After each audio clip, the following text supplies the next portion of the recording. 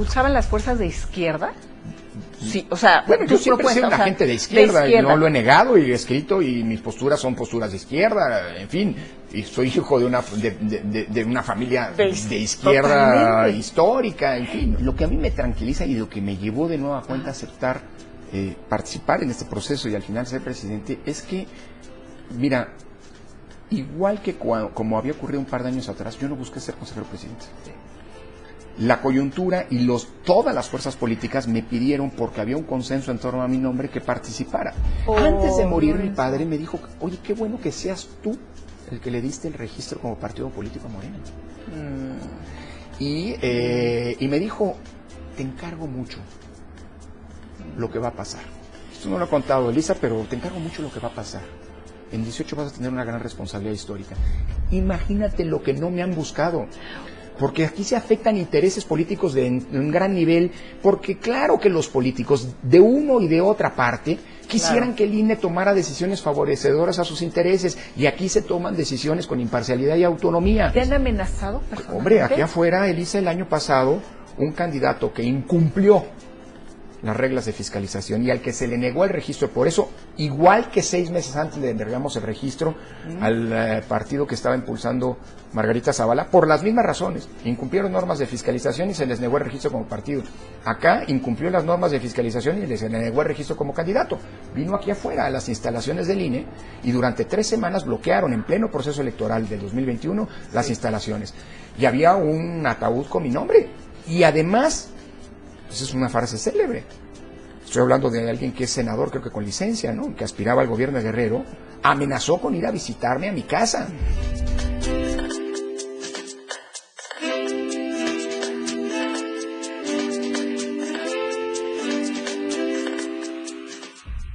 Qué gusto que nos acompañen hoy.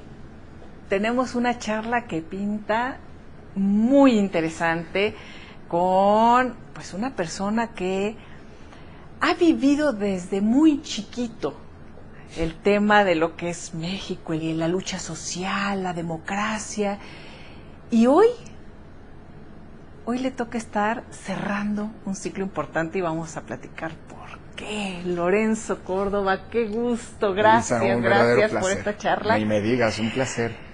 Pues me recuerda los tiempos en la tele cuando me invitabas a hacer comentarios. Oye, pero ¿tú te imaginaste que ibas a vivir todo esto? Mi participación en los órganos electorales, pues ya tiene un buen rato.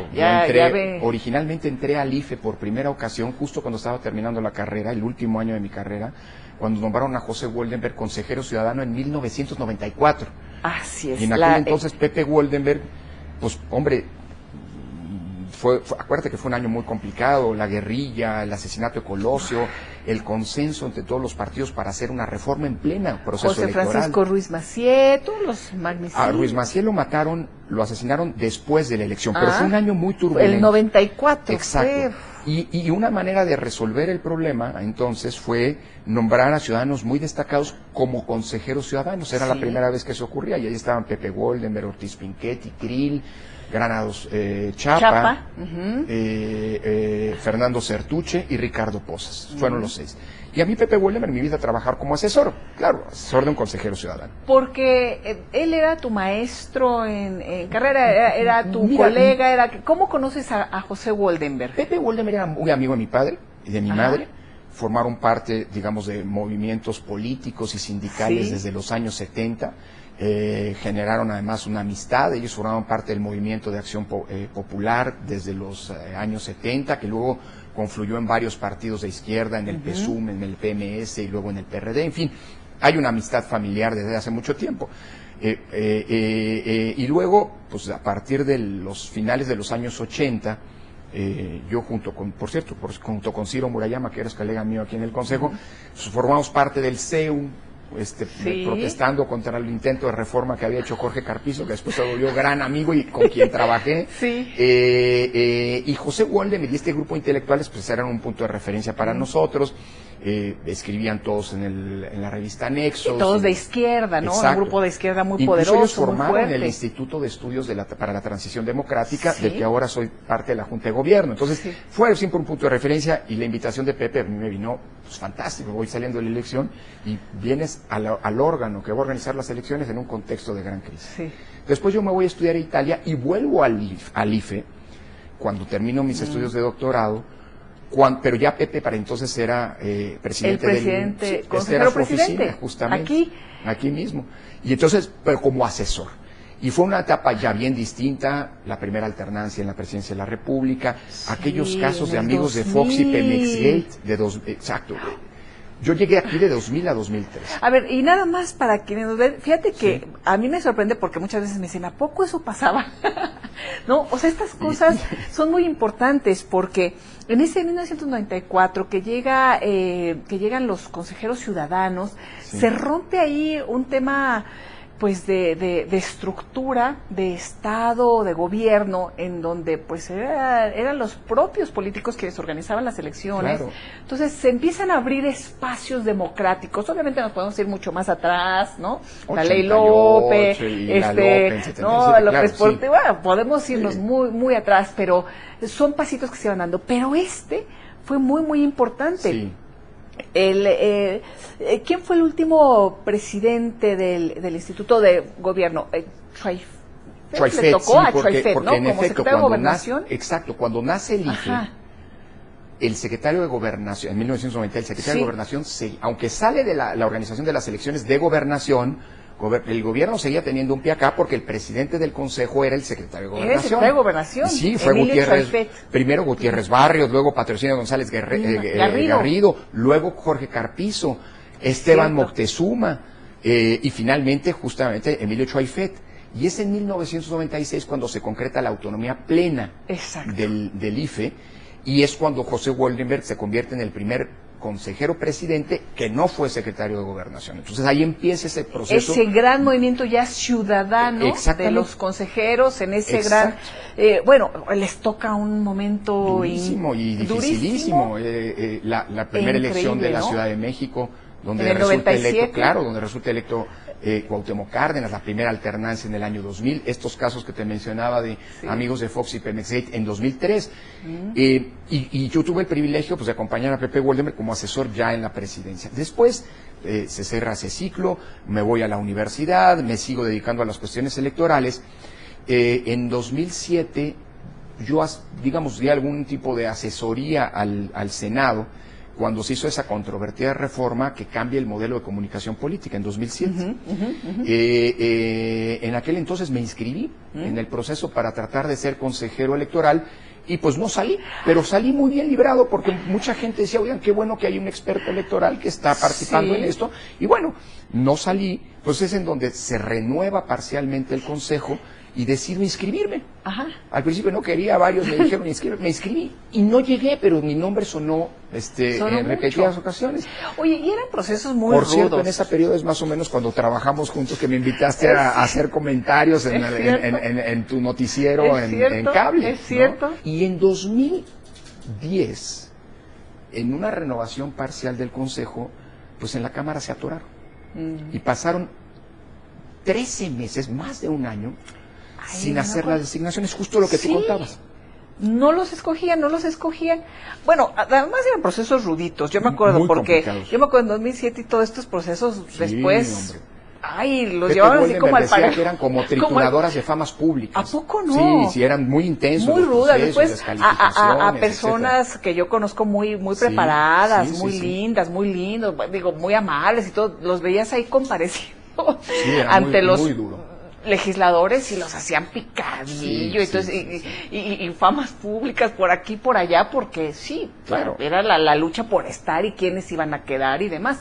Entonces, bueno, llegamos a este punto. En este punto, obviamente yo después de 2007 dije, yo no me vuelvo a inscribir en esto, no quise, no se pudo, perfecto. Pero a ti no te hicieron picadillo en aquel entonces. No, salí porque- bastante bien librado. Sí. Y en 2010, te digo, yo obviamente en los procesos que siguieron yo no me inscribí.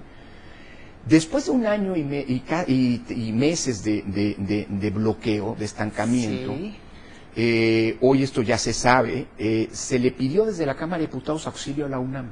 Es decir, que la UNAM pudiera cribar y sugerir nombres que permitieran a la Cámara salir de ese estancamiento. ¿Quién destrabó ahí? ¿Quién estaba en la Cámara de Diputados? Mira, yo creo que fueron varios de los que estaban en la Junta de Coordinación Política.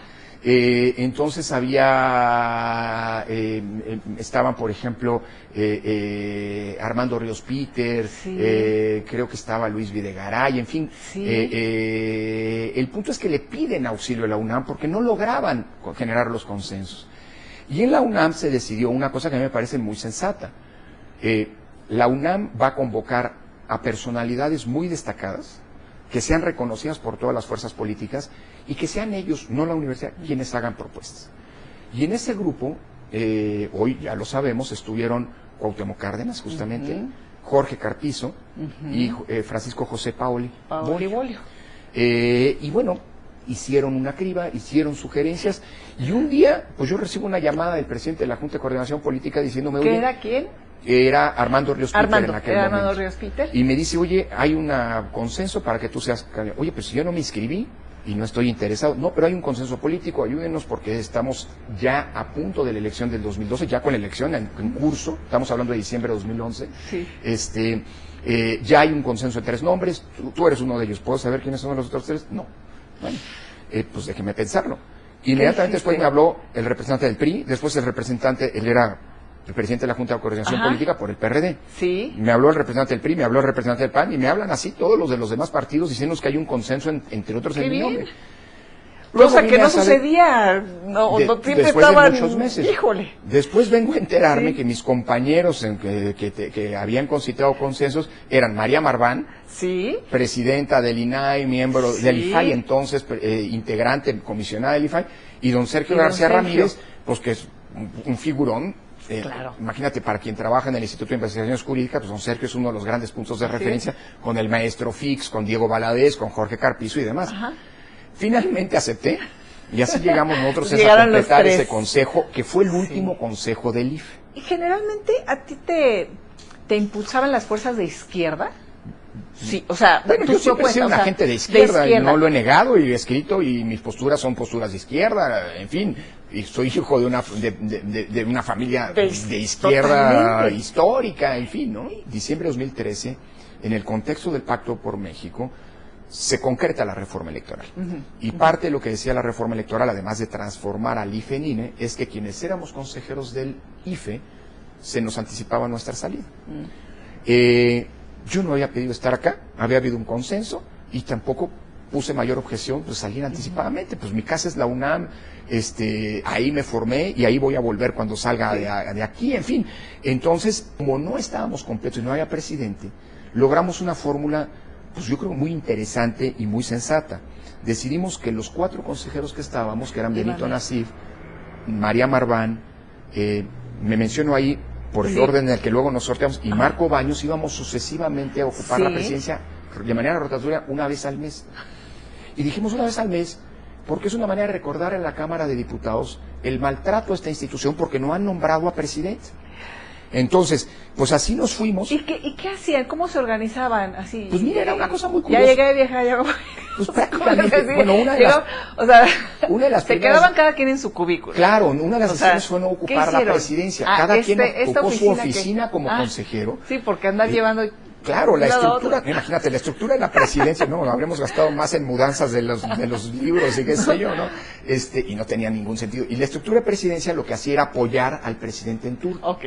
Y bueno, era una cosa muy compleja, porque las comisiones estaban integradas por los 3 que no éramos presidentes, y nos íbamos cambiando cada mes. Entonces, pero yo creo que fue un acto de mucha responsabilidad, porque había que cuidar a la institución en ese proceso. ¿Cuántas veces fueron presidente y presidenta María Marván cada quien? Bueno, todos fuimos una vez. ¿Una vez? Y cuando terminó Marco Baños, que fue el último de los 4, volvió a entrar Benito y volvió a entrar María.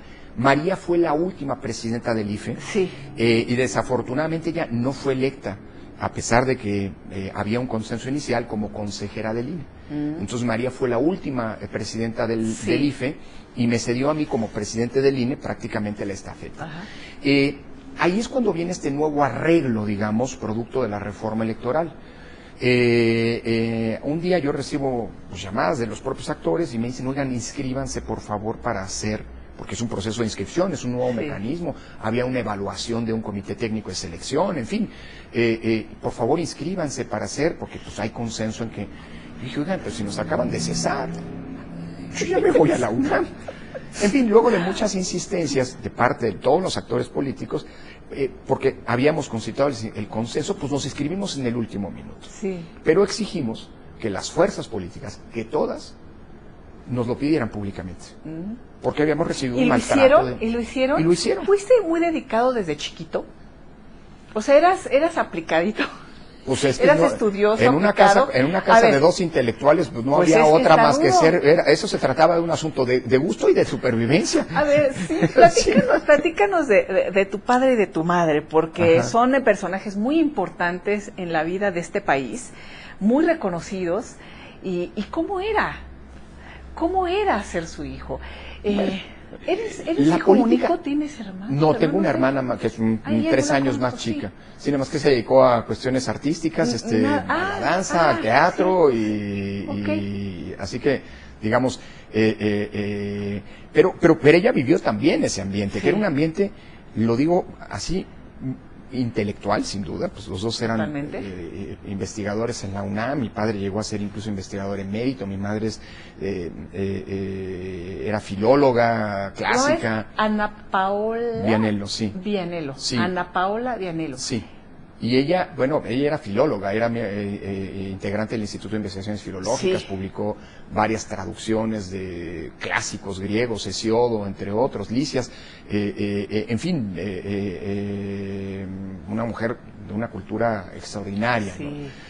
Y mi padre, bueno, pues historiador, politólogo, jurista, en fin, uno de los intérpretes más importantes de la historia política del país, de la Revolución Mexicana, y además un hombre que dedicó también, combinó la vida académica con la vida... ¿Se conocieron en la UNAM? No, ellos se conocieron en Italia, cuando mi padre fue a hacer estudios de posgrado, y bueno, pues se enamoraron y mi madre dio el salto a este lado del charco, en fin. ¿Ella nació allá? Sí, ella era ¿Creció italiana. allá totalmente? Ella era italiana totalmente, sí, aunque bueno, pues vivió los últimos 45 años de su vida en México. ¿Y te hablaba en italiano? Hablábamos en italiano en casa, sí. Sí, esa era...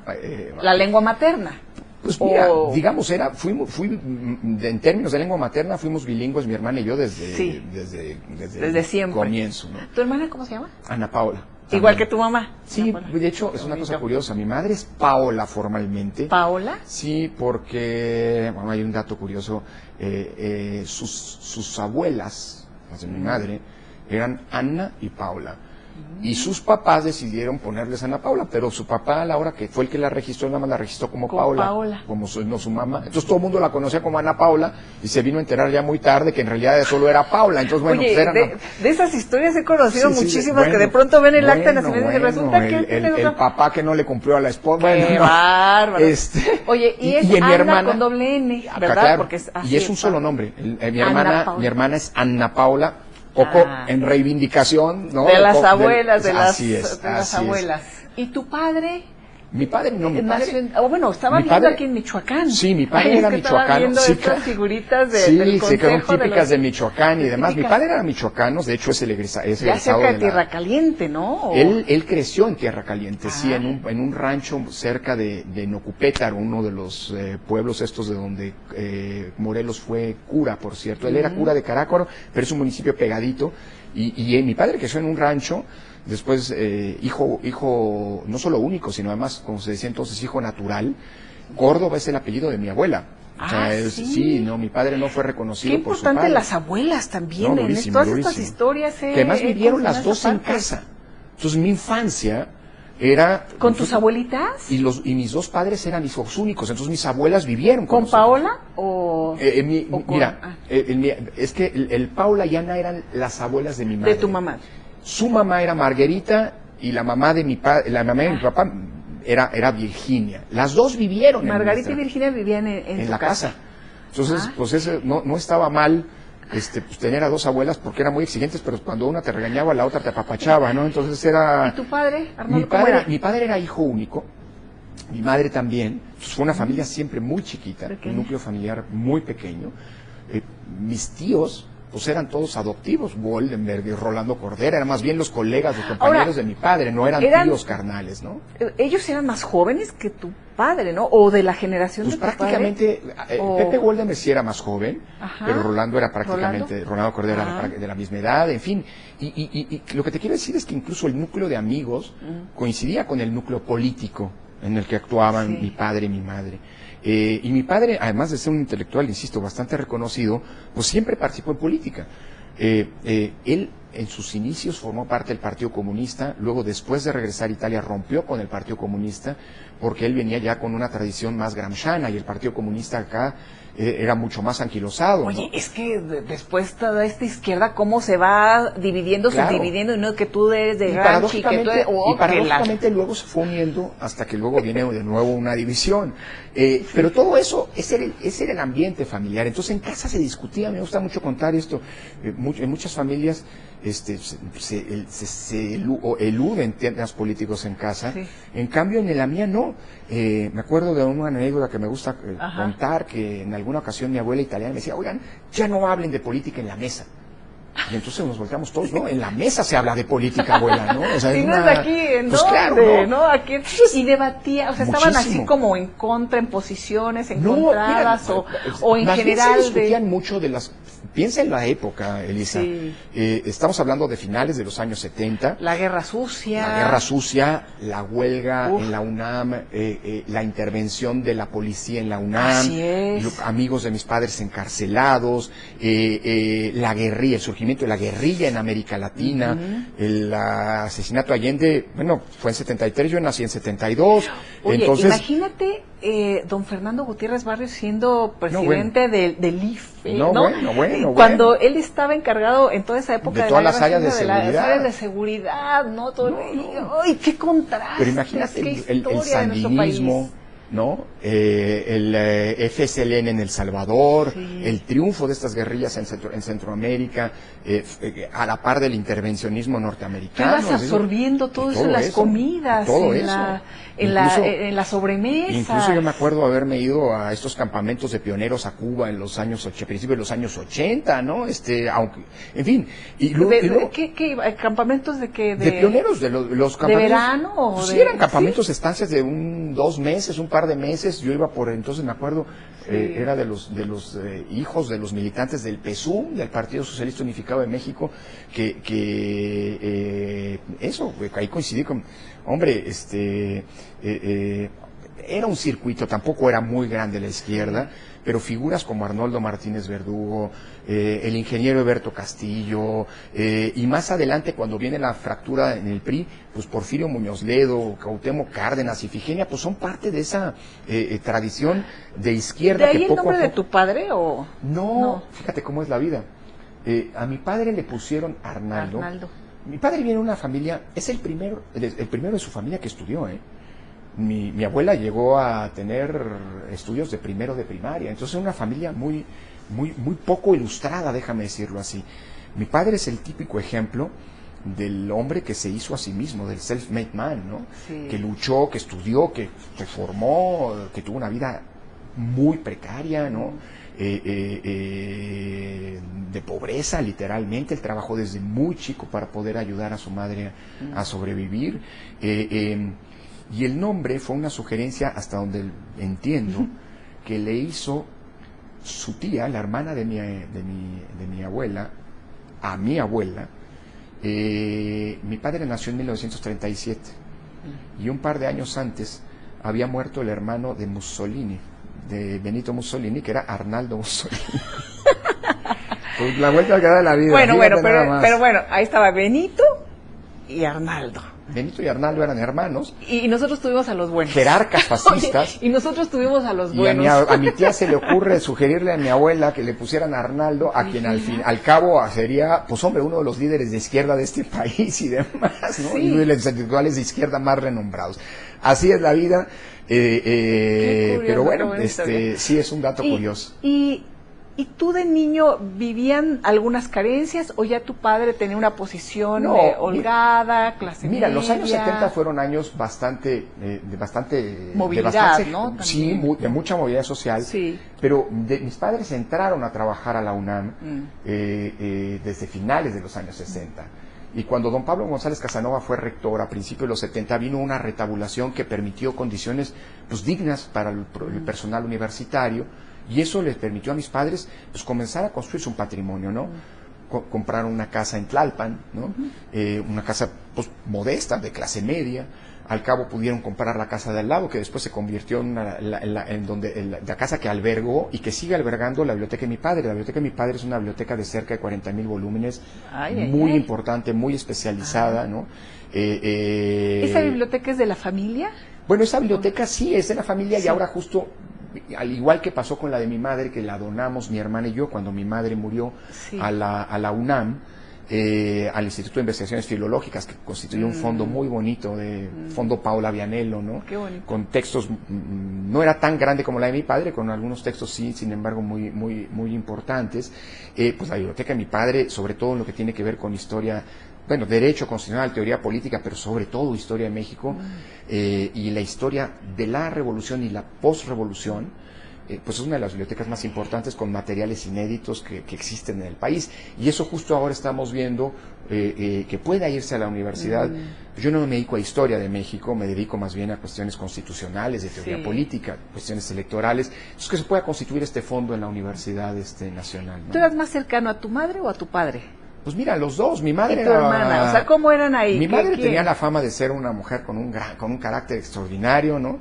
Era así como ¿consentidora o...? No, consentidores, ningún consentidoras, en todo caso eran las abuelas. No, era un régimen bastante de ¿Los de dos, mucha exigencia. madre y padre? Claro, a mi hermana y a mí, sí, claro. O sea, a ver, sacaste 8, eso es inaceptable como calificación, y te pones a estudiar, y qué sé yo, y mi padre a los 8 años poniéndome a leer el Quijote.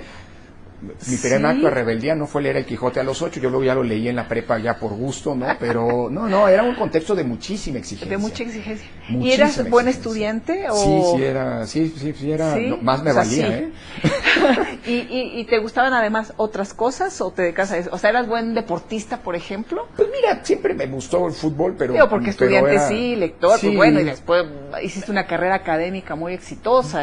Mira, era deportista, pero no me dediqué así concienzudamente a algún deporte, era más bien de fútbol, me encantaba salirme con mis amigos a escondidas a jugar allá a una privada que estaba a la vuelta de la... ¿En Tlalpan? Ahí en Tlalpan, sí, en el centro esa de Tlalpan, casa donde... En el centro de Tlalpan, sí, donde vivieron mis padres toda la vida.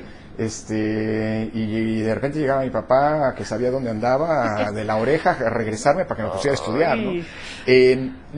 Deporte lo que hice fue estudiar también, y acabó siendo deporte. No, nadar, pero ya sobre todo en la prepa, cuando entré a la UNAM, estábamos, de chico íbamos a un club, donde vamos todavía. ¿Dónde vamos ahí? ¿Primaria en dónde la hiciste? Perdón, la primaria. Yo estudié toda la vida en escuelas públicas. En escuelas públicas. Toda la vida. Esa fue una decisión que yo le agradezco mucho a mis padres, igual que mi hermana. Y fíjate que a pesar de que nos llevábamos 3 años, mi hermana y yo, ya se empezaba a notar en la familia la degradación de la escuela pública, producto del abandono que lamentablemente sigue siendo objeto de la educación en este país. Sí. Yo estudié en una escuela en el centro de Tlalpan, la Ignacio Rodríguez Galván, egregio poeta oaxaqueño. Después estudié la secundaria en una secundaria que está también pública, por supuesto, en el centro de Tlalpan, la secundaria 29, Miguel Hidalgo y Costilla, que es además que tiene el enorme privilegio de estar en un edificio histórico, la sede en la calle de Moneda. De hecho, la calle de Moneda en el centro de Tlalpan se llama Moneda porque en ese edificio donde está la secundaria 29, se asentó la primera casa de moneda del México independiente en el siglo XIX. Esa fue la casa de campo de Carlota, fue cuartel durante la Guerra de Reforma, cuartel durante la reforma delante de la Revolución de los Zapatistas, y al final acabó siendo escuela. Un edificio precioso, ¿no? Y ahí. Si alguien va al centro de Tlalpan y quiere ver un edificio colonial fantástico, pues la secundaria 29 es en la esquina de Moneda y de Juárez. Y secundaria. Sí. Y luego entré a la UNAM en el CCH Sur y seguí ahí mis estudios en ¿Y Derecho? O sea, ¿siempre pensaste en que sería...? Pues mira, Ya en la prepa yo tenía como dos orientaciones que eran bastante claras, derecho y ciencia política, y mi padre me dio un consejo que yo le agradezco mucho. Me dijo, estudia derecho, si quieres estudiar derecho y ciencia política, mejor estudia derecho. Derecho, decía él, es como las matemáticas de las ciencias sociales, y eso te va a permitir después hacer ciencia política, historia, economía y demás, cosa que no va a pasar al revés.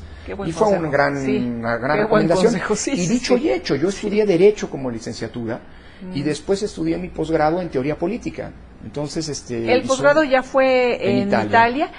En Turín. ¿Tenías la doble nacionalidad o no? No, nunca la he tenido. ¿Nunca? No, no podría ser consejero. Eso te iba a preguntar, no. Sí, no se podía. Mira, bueno, no hubiera podido. La posibilidad de optarla está allí. Mi madre era italiana, mi padre mexicano, yo nací en México. Bueno, me parece que cada vez hoy en día, esos chauvinismos cada vez afortunadamente se están superando. De hecho, por ejemplo, Napoleón Gómez Urrutia, senador de la República por Morena. Él tiene ¿qué nacionalidad? Canadiense y mexicana. Y también Nestora Salgado, que también es senadora por Morena. ¿Sí? Pues los dos adquirieron otras nacionalidades cuando se pudo.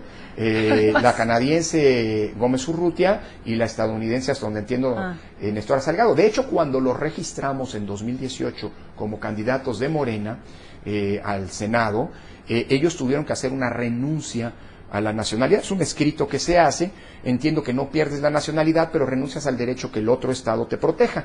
Sin embargo, en su momento... Pero ese es un documento que pide México, pero pues los otros estados dirán, pues tú eres... No, para los canadienses ellos seguirán siendo canadienses. Claro, ¿no? ¿Qué es lo de hecho, que sucede? bueno, ahí hay una polémica política en la que no me meto, pero bueno, el punto es que cuando yo cumplo 18 años...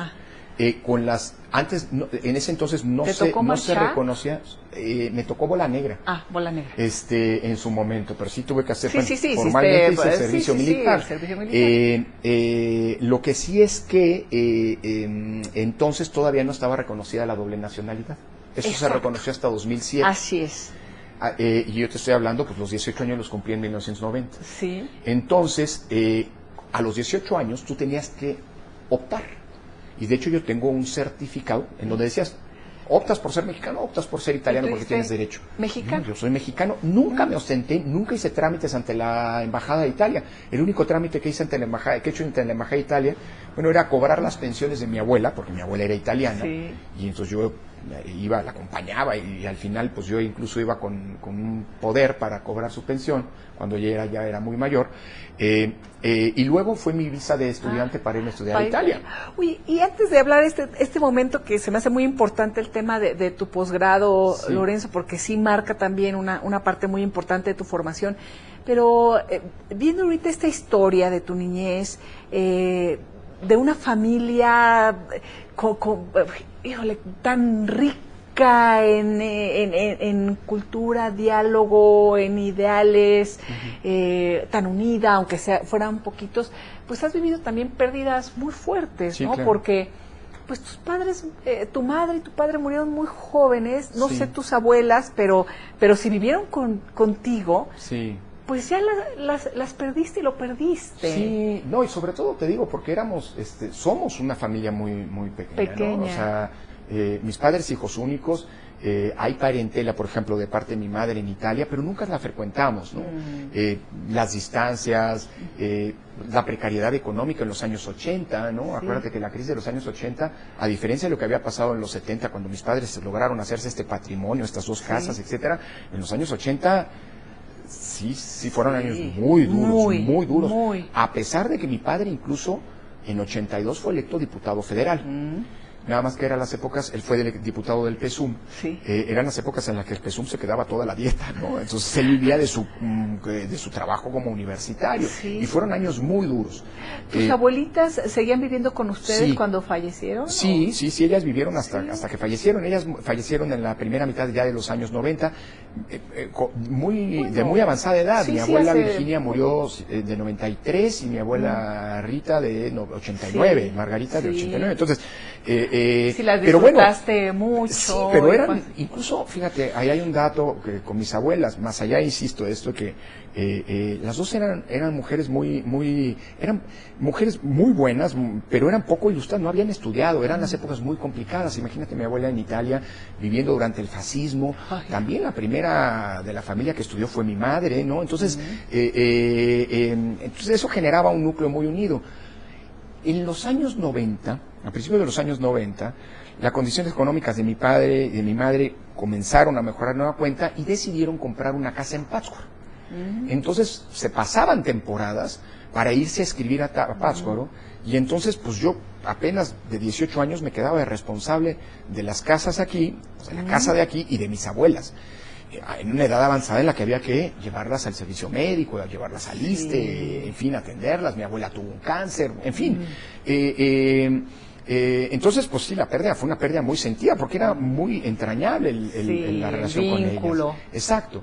Y luego, más adelante, mi madre muere muy joven, muere de 67 años, en 2007, y luego mi padre volvió a casarse tiempo después, y mi padre muere en 2014, ya de una edad más avanzada, de 77 años. En momentos también de coyuntura, sí, para tu vida, curiosos, ¿no? Lo que habíamos dicho, 2007, sí, cuando tú decides que vas a participar, finalmente ahí no quedas, y después 2014. Y fíjate que además hay un dato que del que yo estoy muy orgulloso. Mi madre era una feminista comprometida, ¿no? De hecho, pues a través de ella yo conocí a muchas de las feministas históricas en la lucha de feminismo históricas en ese sentido. Marta Lamas era muy amiga de la familia, las fundadoras de FEM, ¿te acuerdas de aquella revista que en los 70 da un gran impulso a la lucha de las mujeres? Y después de que muere mi madre, en la Ciudad de México comienza el proceso de despenalización del aborto. Y nos pidieron a algunos investigadores de jurídicas, a Pedro Salazar, a Diego Valadez y a mí, que participáramos apoyando y lo hicimos. Y pro bono nosotros fuimos de los que encauzamos, incluso redactamos lo que al final del día es la ruta de la Ciudad de México para despenalizar el aborto, que fue retipificar el aborto. Es decir, considerar el interrupción del embarazo hasta legal. Exacto. Ya después es aborto y es delito. Bueno, pero es interrupción legal hasta las 12 En eso semanas. Yo tengo el privilegio de haber sido uno de los que reconstruyó, porque originalmente la idea era que no se penalizara nada más. Que no se penalice el aborto. No. Aquí no es aborto. Aquí no es aborto, es interrupción legal hasta las 12. Y eso fue un tributo, pues ya, ahora sí que postmortem, como de a mi madre, sí, claro, a mi madre en una causa que había sido común y en un contexto que nos llevó a una separación intensa, una discusión muy intensa en la familia, que fueron justo las elecciones de 2006. Mi madre, mi padre estaban muy cercanos a Andrés Manuel. Yo siempre he sido de izquierda, pero en ese momento, bueno, pues yo fui de los que explicó lo que había pasado en el proceso y eso nos llevó a algunas tensiones. A ver, yo pregunté en una entrevista pasada a uno de los entrevistados, a Emilio Álvarez Casas, así tal cual, ¿hubo o no hubo fraude en 2006? Pues mira, hubo una serie de irregularidades, hubo también errores muy graves cometidos por la izquierda. Esas irregularidades dieron como objeto, como decíamos, la reforma de 2007, pero la alteración del voto no es algo que se haya probado. Exacto. Entonces, yo creo que hubo una serie de errores de comunicación muy graves de parte de la autoridad electoral. Se permitió sembrar una duda. Hubo información que no se dio de manera oportuna y yo creo que el 2006 es una lección para todos, para lo que no debe hacer la autoridad electoral, para lo que no deben hacer actores políticos, para lo que no deben hacer empresarios, para lo que no deben hacer medios de comunicación, y también yo creo que son lecciones políticas de lo que no se debe hacer en una campaña. Hubo errores, los que al final del día creo que cobraron su factura. Pero ahí hubo un quiebre con el pensamiento que tenían pues sí, o la idea. Hubo diferencias, pero eso siempre, pero fíjate, es que eso es lo más, creo que eso es algo que yo le aprecio mucho a mis padres, porque nunca me impusieron pesar de determinada manera y siempre hubo un enorme respeto y tolerancia que no quitaba discusiones súper intensas. Mi padre pues era una persona con un carácter muy fuerte, producto de una vida muy dura. En la que él tuvo que hacerse, y las discusiones, vuelvo a insistir, eran muy intensas, pero ¿sabes qué? Mis padres son los primeros que me enseñaron a discutir. y sobre todo a respetar, es decir, a tolerar, es decir, y te desde hicieron la también casa, piel así gruesita, porque bueno, ahorita vamos a hablar de lo que te toca vivir sí, después, ¿no? en parte también viene ahora la sí familia, que pero sin eso es también buscarlo. autoaprendizaje, ¿no? Sí. Aguantar los caparazones que tienes que hacer en funciones, sobre todo como Sí. esta, no es un asunto menor. Oye, Lorenzo, y hay una anécdota, un tema donde también tu padre tiene una expresión muy dura hacia ti ya como consejero, no sé si, como consejero, ¿verdad? No sé Sí. si, él llegó a ver ya Sí. tu cargo de presidente. Sí, de hecho, el en que me INE. convenció para aceptar ser ¿Fue consejero él? fue él. Le Después tocó de- ya. Sí, mira, primero, hombre, Bueno, a tu madre no le tocó verte no, consejero. no, ninguno de los No. cargos en el Ah. INE, no. Bueno, como Sí. asesor sí, pero no. A tu padre sí. A mi padre sí, de hecho, vuelvo al 2011, Sí. cuando el asunto de las llamadas y de que me piden ser consejero del IFE, a uno de los que, yo en primera instancia dije que no, pero uno de los que le hablé para decirle, oye, ¿qué consejo me das? Fue justo a mi padre. Y mi padre, yo esperaba y confiaba en que mi padre me dijera, no, tú tienes una carrera académica, vas bien, estás en el SNI, estás progresando, ya eres un investigador titular, en fin, sigue. Y en cambio mi padre fue el que me dijo, oye, qué buena cosa. Vas a poder hacer mucho por mejorar ese instituto, por supuesto, supongo que vas a aceptar. Y además me lo dijo así, te va a servir mucho para madurar, tanto políticamente como personalmente. Bueno, pues en buena medida yo le ¿Y debo sí? también ser ¿Y consejero. sí? Sí, cómo no. ¿Y No, sí? bueno, ¿También, aquí también fue palabra de profeta? Aquí es de a fuerzas, no es de que si quieres o no. Y a mi padre, afortunadamente, para mí, para él, digo yo, le tocó verme también como presidente, porque él muere el 30 de junio del 2014. Uy, Y me acababan de nombrar hacía 4 meses como, Sí. como consejero presidente. Mi padre murió de una enfermedad que se dio en distintas etapas, entonces anunciada, y sobre todo nos permitió, los médicos fueron muy claros de la expectativa de vida de mi padre, y nos permitió, luego del dolor de que significa tener que asumir eso, cerrar muy bien tanto de la parte, digamos, si quieres, más administrativa, qué hacemos con las casas, qué hacemos con Mónica, su esposa, pues mi padre estaba muy preocupado, que dije, no te preocupes, Mónica, con Mónica vamos a cerrar muy bien, no te preocupes por ella. Y sobre todo la parte afectiva, y hasta resolver aquellas discusiones no menores. Mi padre era un hombre muy duro. ¿Qué pasó ahí? Mira, hubo una diferencia en 2012, porque yo insistía, y sigo insistiendo, que México es el país en donde mejor se fiscaliza a los partidos políticos, aunque hay todavía muchísimo por hacer. Y mi padre fue muy crítico en algún artículo respecto de eso que había dicho yo, y me criticó sin mencionarme, que es todavía peor, ¿no? Más duro, ¿no? Sí, más duro, sí, claro, porque pues te deja indefenso. Te critican y el derecho de réplica, no tienes derecho pues de no réplica tienes derecho porque de no te réplica mencionan. a menos que te quieras poner el saco. Y mi padre con artículos realmente muy duros. Mi padre era muy duro hasta en la expresión, ¿no? Híjole, son célebres las... lo voy a decir así, si me permites. Sí. Porque además no lo digo yo, lo hizo él, ¿no? Las pendejeadas que le dio a algunos intelectuales y funcionarios públicos, incluso senadores, en las discusiones aquellas célebres discusiones, si no me equivoco, en 2008, 2009, cuando se intentó hacer una reforma a Pemex, al petróleo, en aquella época, y él fue invitado. Un hombre no se tentaba el corazón en decirte las cosas, y eso le granjeó una fama de duro, una fama de pocos amigos, pero siempre un respeto intelectual de primer orden. Y eso en casa, en la relación conmigo, te forja el carácter, pero sobre todo, lo más importante, pudimos cerrar muy bien. Escribe ese artículo donde no te menciona, fue un artículo, ¿verdad? Fue un par de artículos en La Jornada en el 2012 o 13, si no me equivoco. Fue muy duro contigo y ¿tú le dijiste algo en ese momento? Sí. Pues en ese momento, en ese momento también, es que a diferencia de lo que algunos creen, hay grandes rupturas. Hombre, a mí me da hasta risa. Discusiones claro, fuertes, pero a ver, gente abrazo también. Gente de la que no tenía la mejor opinión mi padre.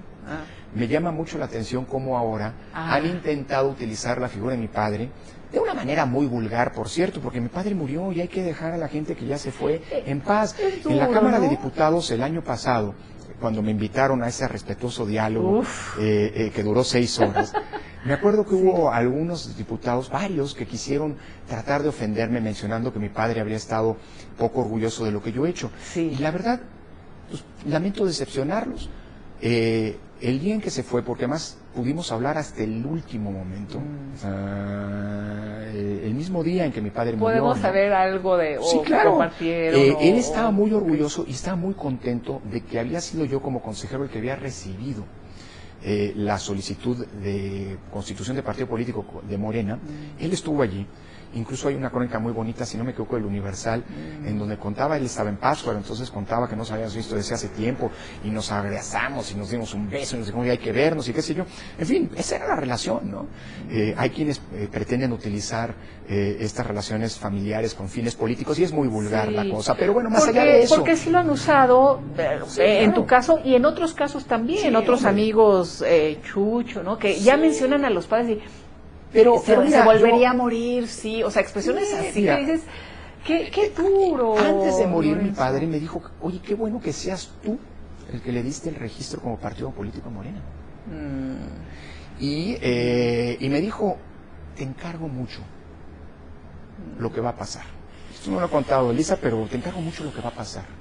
En 18 vas a tener una gran responsabilidad histórica.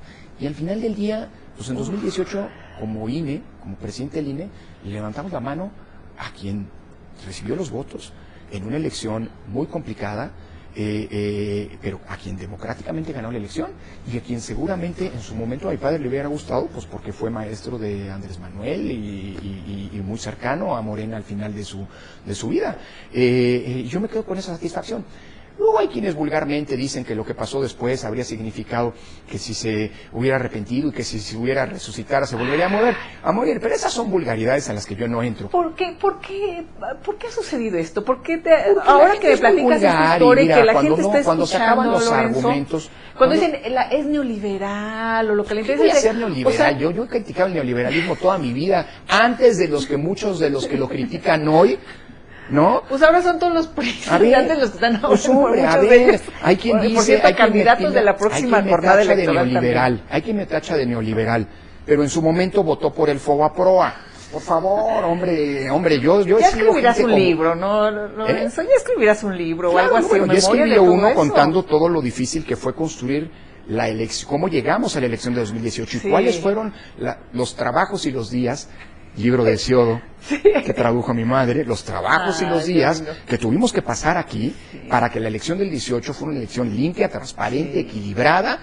Y fíjate lo curioso, antes de la elección de 18 muchos me decían que yo estaba haciendo las cosas, sesgando las cosas en mis decisiones como consejero presidente para favorecer a Andrés Manuel López Obrador, que por qué no lo bajábamos de los spots a los que tenía derecho de estar, que por qué callaba a los empresarios, advirtiéndoles que podían caer en una ilicitud en su campaña en contra del candidato López Obrador. En fin, yo hice mi trabajo como lo he hecho después.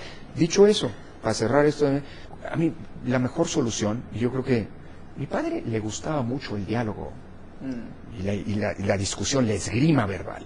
Era un intelectual. Y yo aspiro a ser un intelectual. Y frente a la vulgaridad, yo creo que mi padre habría estado, pero pues, como no hablo con él porque mi padre ya se murió, creo que habría estado orgulloso de la salida con la que pues le respondía a todos estos legisladores que creían que citando a mi padre, por cierto, el primero que lo citó en mi comparecencia fui yo. Yo cité a mi padre en una frase que pronunció en esa tribuna, siendo legislador en los años 80. En fin, ¿cuál era la aspiración y la construcción de la democracia, la importancia de la construcción de la democracia? Ahí está en el diario de debates, en fin. Sí.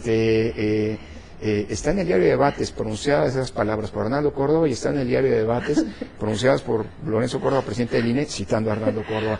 Y al final yo lo que les decía es, miren, a los que dicen que si estaría arrepentido, que sí, qué sé yo, mi padre, pues miren, yo no lo sé, porque mi padre murió desde 2014.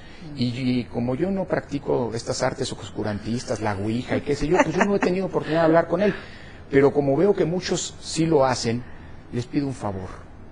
La próxima vez que hablen con él, mándenle muchos saludos y díganle que se le extraña, porque se extraña a un intelectual de izquierda bien formado como él en los tiempos que corren. Uf. Eso se los dije en la tribuna. Lorenzo, Y con eso finiquito esa discusión. Y cuando hubo un diputado, Gerardo, ¿no? Que es un buen amigo, Gerardo Fernández Noroña, en corto es muy buen amigo, en público, pues bueno, actúa como te actúa. vimos llegar y te abrazaban, se tomaban fotos, Hombre, Gerardo, no sé yo le qué, agradezco y al rato una en cosa, tribuna... Gerardo Fernández Noroña, pero sí. con quien tengo un trato de veras de cordial, de amistad. Gerardo tuvo un gesto que le agradezco. A nosotros nos citaron a comparecer, mi invitación, porque no fue comparecencia, ellos dicen comparecencia. Tú aceptaste la invitación, sí, claro. y no fue como otros que los mandan a un grupo petit comité. Sí. Nos mandaron primero al salón de protocolo, a nosotros pero, nos citaron a las... Pero tú fuiste al pleno. Sí, claro. Sí, claro. No, por supuesto, la invitación era al pleno.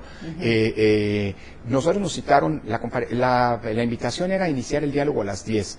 Me citaron a las 9:30, yo llegué antes de las 9 junto con un grupo de colegas, los que pudieron acompañarme, consejeras, consejeros, toda la Junta General Ejecutiva me acompañó, y bueno, hay una cuestión de cortesía, me invitaron al salón de protocolo, incluso hubo algunos legisladores que se acercaron, varios, Gerardo entre ellos, a platicar. Lamentablemente, el presidente de la Cámara retrasó la comparecencia porque tenía otras actividades institucionales que a su juicio supongo que fueron más importantes. Había invitado a un brujo de Catemaco, que por cierto dicen que fue el que lo destapó o que le anticipó que iba a ser gobernador de Veracruz, y ahí están las imágenes en Twitter y demás, del presidente de la Cámara paseándolo a este personaje, al brujo de Catemaco, sí, por las distintas áreas de la Cámara, y a nosotros nos hicieron esperar. Con una hora de retraso, vistas estas otras actividades institucionales. Por cierto, es el mismo, yo me llevo muy bien con Sergio, él no tanto con nosotros, porque hasta nos denunció penalmente, pero bueno, esa es otra historia, hombre, es parte de gajes del oficio, y cada quien pasará la historia como se lo ha construido. Sí. En fin, el punto es que Gerardo, y eso me importa señalarlo, tuvo la enorme cortesía de venir a disculparse con nosotros por el retraso. Después, ya en la tribuna, pues bueno, pasó lo que pasó, y él fue el primero que, después de mí, que citó a Arnaldo, y me acuerdo que me paré a aplaudirle, ¿no? Cuando dijo larga vida al camarada. Sí, larga vida. Sí, pues quién más hay que agradecerle quien estuvo hasta el último día. Lorenzo, citan varias cosas en tu contra, ¿no? En este momento tan complicado, tan interesante también que estamos viviendo en el país. Obviamente el tema de tu padre, ¿no? Ya lo has platicado ahorita aquí muy claro. El otro tema, este episodio que se volvió escandaloso de la grabación que filtran, en donde tienes una conversación privada, en donde comienzas a hablar acerca de una persona que acababan de ver, ¿no? No acabamos de ver. Afortunadamente que acababan, ¿cómo estuvo? A ver, platícanos ahí, claro. Que fue el del gran jefe Chichimeca, no sé qué, y se volvió todo, y te decían racista, que eras un claro, racista. Y mira, cómo es curiosa la cosa. Después de 7 años, cuando alguien me quiere atacar, lo único que tiene para atacarme es ese episodio que es producto de una intervención ilegal, telefónica ilegal. Pero afortunadamente, mira, tengo la conciencia tranquila. Cuando uno se equivoca, lo primero uno que tiene que hacer es reconocerlo. Y eso no suele ocurrir en el ambiente político. Cuando alguien comete errores, suele echarle la culpa a los demás. Sí. Ese es parte lo hacen todos, ¿eh? Sí. Y yo tengo el privilegio, a lo mejor porque no soy un político. Y yo sé que ir al fondo de esto, pues a veces dices, bueno, no sé si tiene caso o no, pero tú estabas diciendo que esta persona estaba utilizando este tipo de lenguaje, exagerando el lenguaje, para poder sacar algún tipo de ventaja. Él estaba haciendo como... Sí, te cuento la historia rapidísimo porque... no sé, claro, o sea, te cuento. Porque no es que tú le estabas diciendo a él. No, hombre, claro que no, hombre. A ver, te cuento, reconstruyo rapidísimo la historia. En un momento, en la elección de 2015, hubo un grupo de personas que se autodenominaban indígenas y que se arrogaban la representación de todos los indígenas del país. Un señor que decía, yo soy el gobernador indígena, como si los indígenas tuvieran una única representación. Por cierto, más adelante, tiempo después, en los foros de distritación que hizo el INE en 2017, muchos representantes de comunidades indígenas pueblos indígenas a los que habíamos invitado a dialogar con el INE para hacer la distritación, cuando se apareció este mismo personaje, le dijeron, oiga, usted no tiene nuestra representación. En fin, pretender que hay un único representante de los pueblos indígenas, pues ha sido siempre un abuso, porque si algo caracteriza a nuestros pueblos originarios es su diversidad y su pluralidad, y hay que respetarla. Dicho eso, hubo varios miembros de esta organización que entraron por distintas razones a las instalaciones del INE, y a un cierto punto pues hicieron una concentración aquí dentro exigiendo que les diéramos diputados a los indígenas. El titular el director de prerrogativas y partidos políticos fue a atenderlos por instrucciones mías, y en el auditorio lo retuvieron y dijeron, no lo dejamos ir hasta que no nos reciba el presidente del INE. Yo les dije, yo no voy a discutir con una asamblea, lo recibo una delegación, nos vemos en tal fecha. ¿Cuándo nos recibí? Escuché sus peticiones, y sus peticiones es que les diéramos diputados. Querían diputados. Les dije, oigan, pero yo no les puedo dar diputados, hay una elección. No nos venga con elecciones. Oigan, hablen con partidos políticos para que postulen No, con los partidos no queremos nada. Bueno, está la vía de las candidaturas independientes. Nosotros no queremos candidaturas, nosotros no queremos participar en elecciones.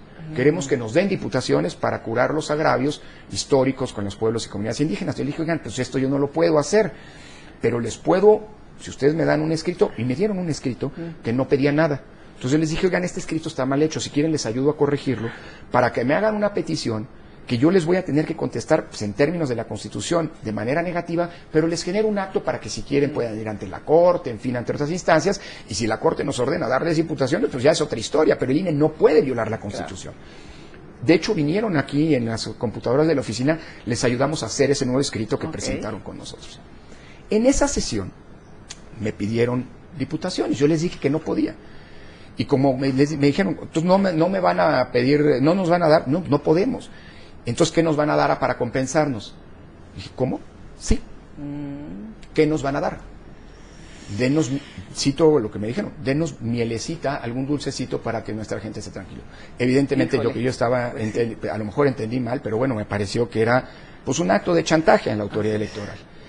Más allá de la reivindicación legítima de que los pueblos y comunidades indígenas puedan tener representación política. Y de hecho hoy la tienen. Claro. ¿Sabes por qué? Gracias a decisiones que tomamos en el INE, a propuesta mía, producto de esos foros que se realizaron después, en donde yo mismo les propuse que yo llevaría al Consejo que hubiera, digámoslo así, una cuota que tuvieran de candidaturas que tenían que postular los partidos para que hubiera no solamente distritos indígenas, sino también diputados y diputadas indígenas.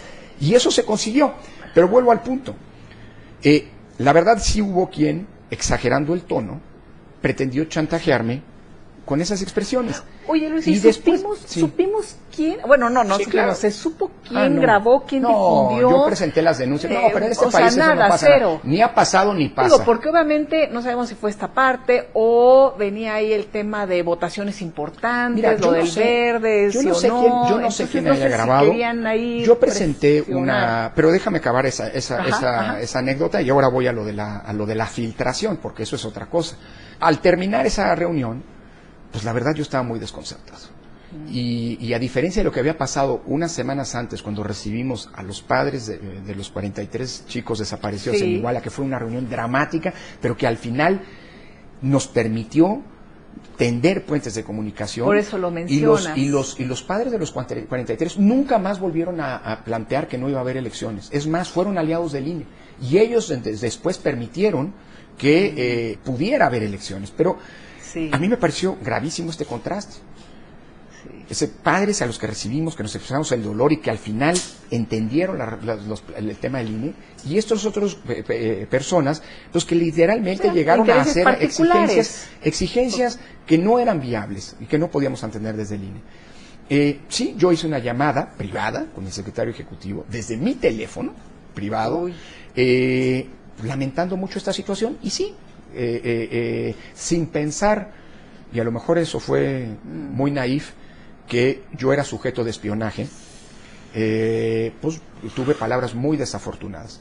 Esto pasó más de un mes y medio, lo cuento en el libro, más de un mes y medio antes de que se filtrara.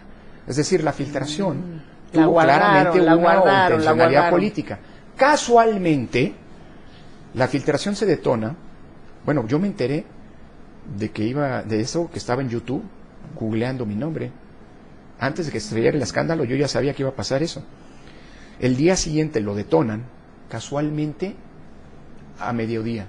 Y todas las redacciones, me lo dijo mi hermana, porque un amigo suyo, que trabaja en Proceso, le dijo que habían recibido esto todas las redacciones, no lo filtraron en las noticias de la mañana, lo filtraron a una cierta hora. Es decir, había una acción orquestada para descalificar al presidente del INE, que había evidentemente, que se había expresado en una comunicación privada de una manera muy poco afortunada. Sí. ¿Y por qué en ese momento el día después íbamos a cenar en el Consejo para sancionar al Partido Verde Ecologista de México con una sanción inédita que estaba proponiendo yo, sacarlos del aire en radio y televisión en lo que quedaba de las campañas electorales. Por cierto, hoy el INE, el Verde, está pagando, después de una serie de sanciones, justamente una sanción que es que durante un año no están apareciendo spots del Verde. Para eso no se han dado cuenta. Pero prende la radio, prende la televisión y verás spots de todos los partidos, pero del Verde no. Bueno, en ese entonces yo ya había propuesto esa sanción. No sé si fue una intencionalidad, no sé si están vinculados. El día después todos los dirigentes del Verde me hablaron para decirme que ellos no habían sido. No lo sé. Nada más cuento lo que yo sí sé. Pero ese es el contexto. Además, el Partido Verde ligado a televisores, bueno, yo presenté una denuncia, Elisa,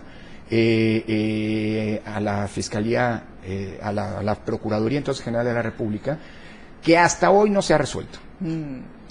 3 años después me hablaron, cuando yo hice público que no se había avanzado ya en el 2018 y blindándome de cara al 2018, dije, oigan, la Fiscalía no ha hecho nada, la Procuraduría no ha hecho nada. Ese día me hablan y me dicen, oiga, ¿nos puede dar el teléfono celular de hace 3 años que utilizó? No sé ni dónde está. Imagínate la prontitud de la justicia. Pronta y expedita. Hoy sigue abierto, y no ha habido nada. Bueno, entiendo que hay otras prioridades, pero bueno, lo que te quiero decir, Elisa, es que claramente fue una de las múltiples presiones que han ocurrido. ¿Qué pasó después? Inmediatamente ofrecí una disculpa pública, inmediatamente, y cité a los mismos personajes personas que habían venido a verme unos meses antes, para ofrecerles una disculpa privada. Pero lo hice junto con personal de la Comisión Nacional de Derechos Humanos y del Consejo Nacional para Prevenir la Discriminación, porque quería un testigo. Y que hubiera testigos si llegaban también a pedirme alguna cosa que era indebida, como lo habían hecho previamente. Entonces, a ver, mi punto es ese. Final de la historia, para mí, soy yo el que propuse al Consejo General acciones afirmativas para que los indígenas pudieran estar, los pueblos y comunidades indígenas pudieran estar representadas en el Congreso de la Unión, y lo están. Oye, Lorenzo, además, viniendo de la familia en que vienes y formando la familia que formaste, ¿no? Porque también hay que decirlo que pues tu esposa es una mujer, además, muy preparada, defensora de derechos humanos, a eso se dedica también, ¿no? Entonces, pues son contextos ahí que pocas veces hay oportunidad de que la gente conozca, sepa, ¿no? Y mira, toda mi vida me he dedicado a defender derechos, los políticos en lo electoral y los derechos humanos como académico y demás. Y sí, fue muy desafortunado eso. Para mí fueron lecciones muy duras. Muy duro, ¿no? Claro que fue un para momento ti, muy duro, además, pero que, digo, te fue forjando eso que decías de la piel. Hombre, y sobre todo, a ver, la gran tranquilidad. Que a pesar de que, hombre, por defender la autonomía y ejercer las funciones constitucionales que tenemos que ejercer desde el INE como órgano de control, imagínate lo que no me han buscado. Porque aquí se afectan intereses políticos de un gran nivel, porque claro que los políticos de uno y de otra parte quisieran que el INE tomara decisiones favorecedoras a sus intereses, y aquí se toman decisiones con imparcialidad y autonomía. Y es lo que estamos viviendo hoy, Lorenzo. ¿Por qué estas propuestas de ahora quitar, si ustedes ya se van?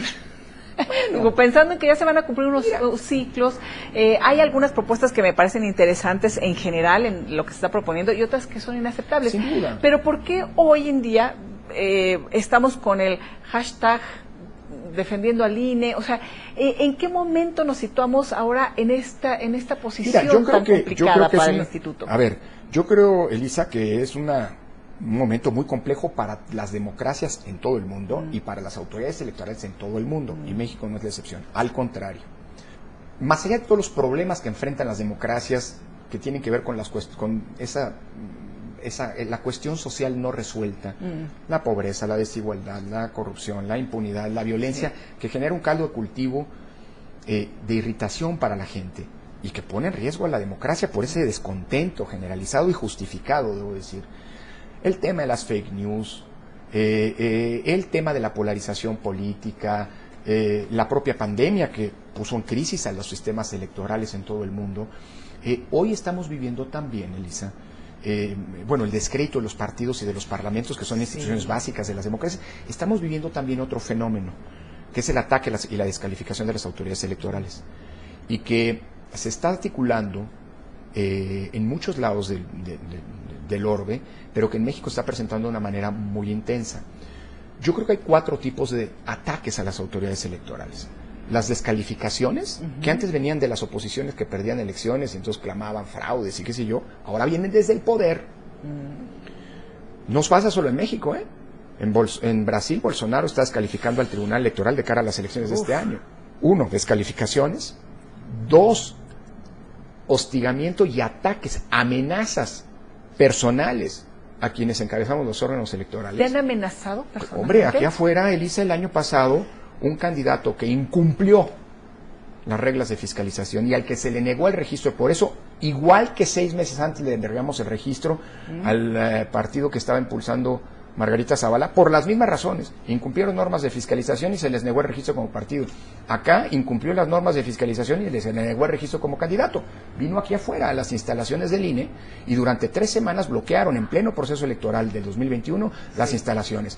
Y había un ataúd con mi nombre. Y además, pues es una frase célebre. Estoy hablando de alguien que es senador, creo que con licencia, ¿no? Que aspiraba al gobierno de Guerrero, amenazó con ir a visitarme a mi casa. Cuya hija es gobernadora. Denuncias penales.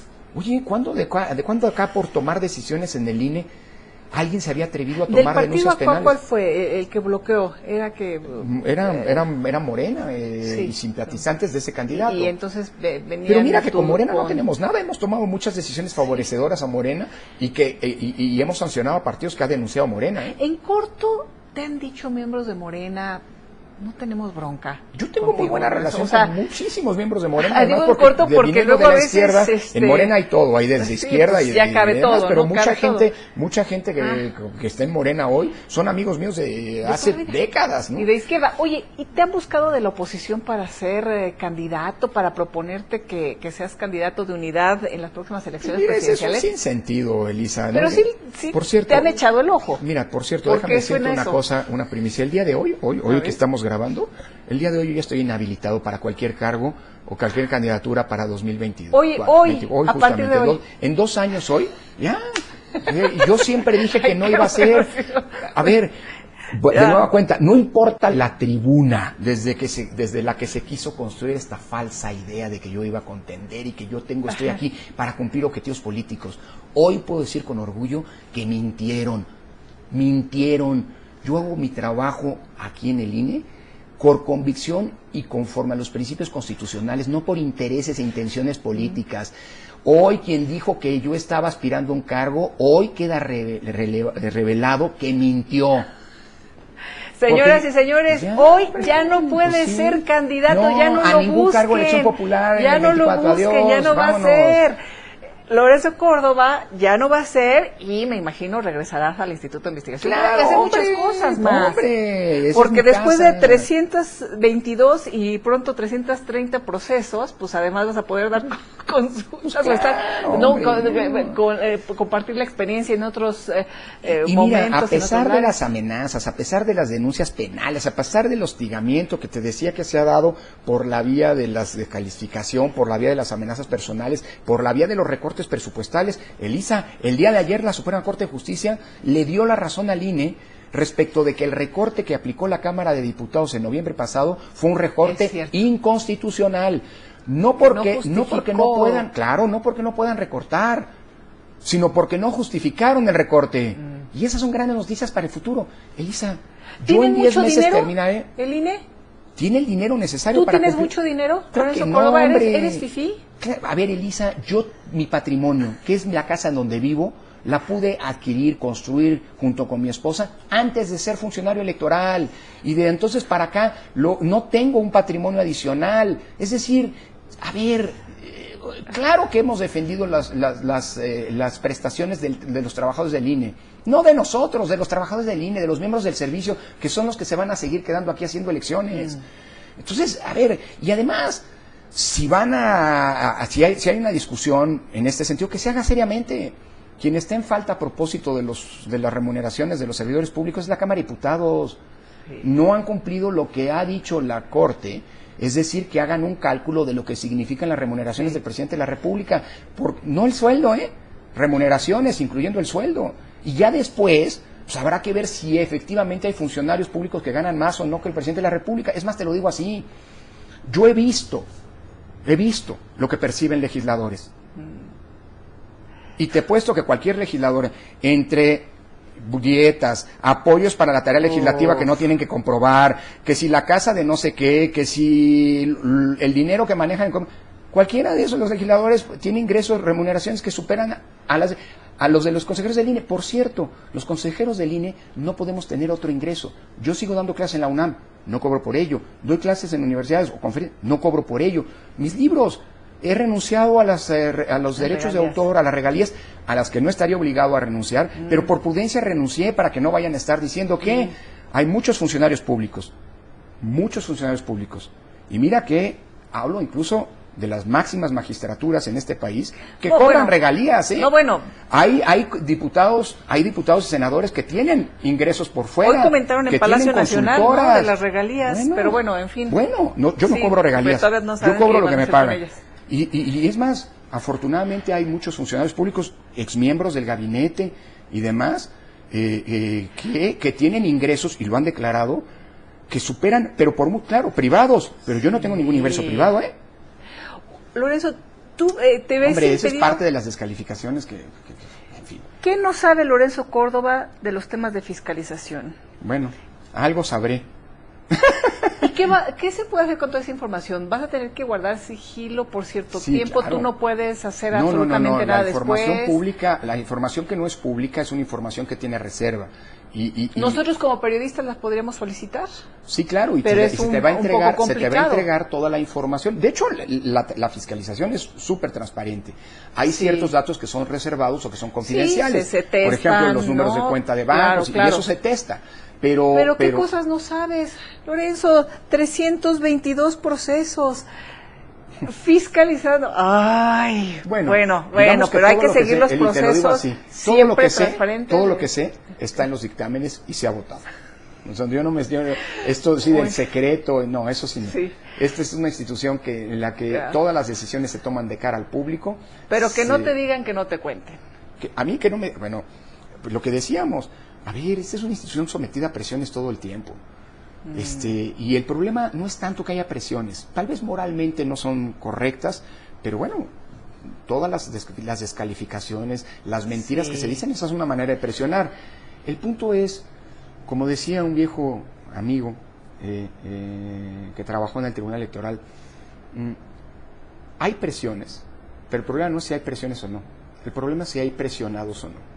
Y eso depende de si te dejas presionar o no. Y por mucho que intente, nunca me he dejado presionar. Nunca me he dejado presionar.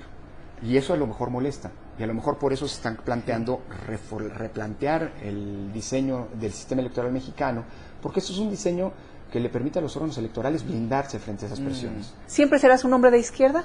Siempre, esas son mis convicciones. De izquierda de veras, De a de veras. Sí, claro.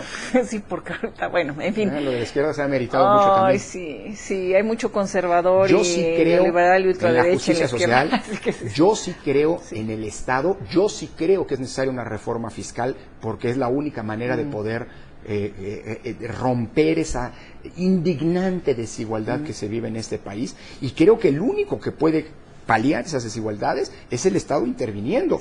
Yo no me creo en el Estado totalitario, pero creo que el Estado sí puede corregir el mercado, sí puede corregir esas desigualdades, y eso creo que será auténticamente izquierda. Hay unos que se dicen izquierda que están en contra de los impuestos, yo no. y volverás a Italia en algún momento. Sí, bueno, espero. Bueno, es la tierra de mi madre. Sí. Y sobre También todo es la tierra donde me formé, académica, claro. ¿no? Sí, nunca he perdido el contacto con la Universidad de Turín.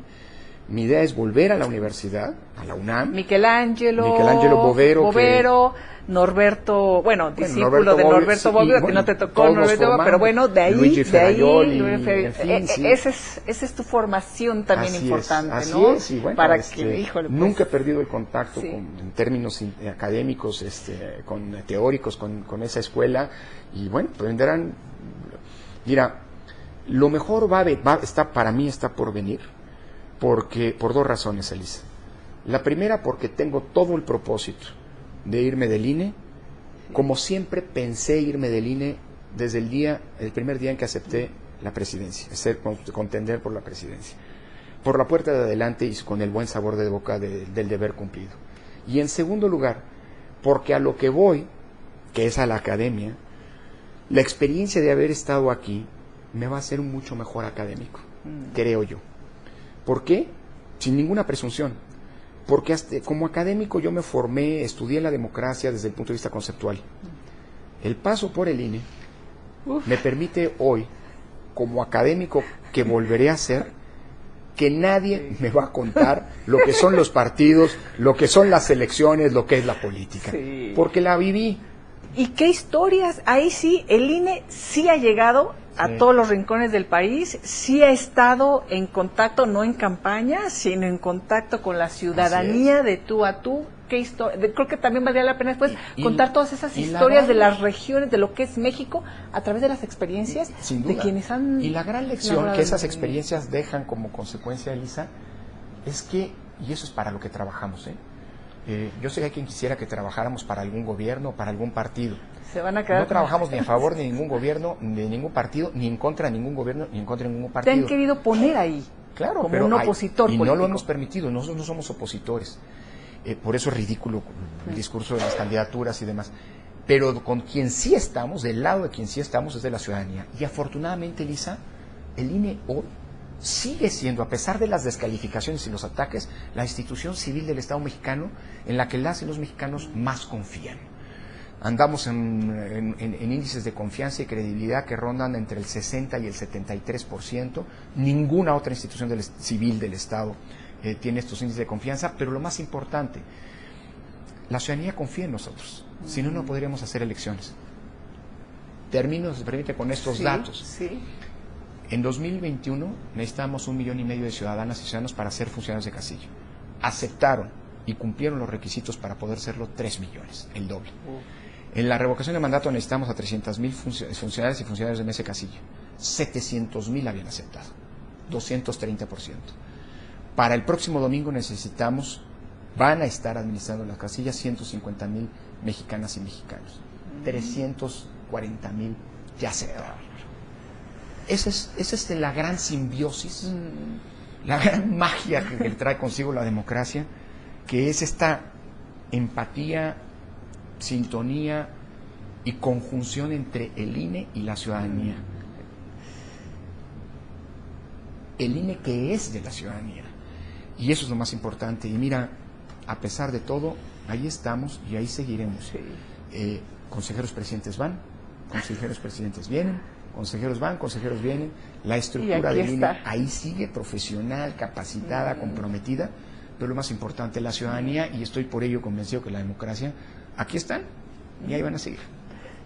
Querido Lorenzo, muchísimas gracias y ojalá sea una charla de muchas. Después, en donde estés, en la academia seguramente, pero en los asuntos particulares, que yo creo que va a ser bien interesante seguir compartiendo esta experiencia. Muchísimas gracias. Siempre con el gusto, desde hace muchos años. Desde hace muchos años. Gracias. Lorenzo Córdoba, en este momento especial, qué gusto, ojalá lo hayan disfrutado y no se pierdan esta y todas las entrevistas que vienen.